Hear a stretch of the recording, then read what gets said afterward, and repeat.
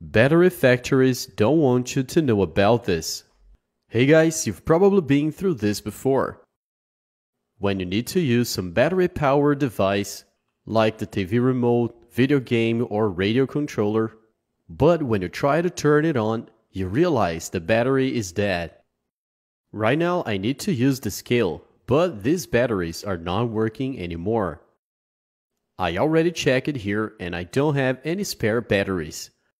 I only have these smaller ones, and obviously I can't use them here. They are too small, right?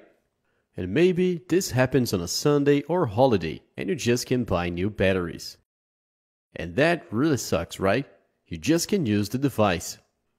So now I'm gonna share a really cool tip with you guys, so you can use these alkaline batteries in devices like this one. And also you won't spend anything for this. Let's go. So guys, here's what happens. Usually one of the batteries dies first. So here's the thing. Take one of these regular batteries and put in the device. Then take the alkaline battery, which is still charged, and put in the device as usual. But since it's smaller, obviously there will be a gap here. And of course your device won't work. So here's what you need. Aluminum foil. That's right, folks. So go ahead and tear off a piece of aluminum foil. Then shape into a small ball, big enough to fill the gap. Go ahead and crumple it really well.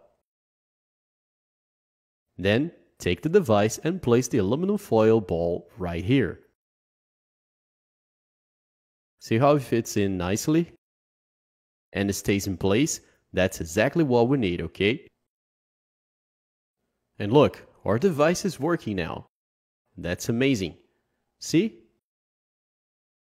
Pretty cool, right?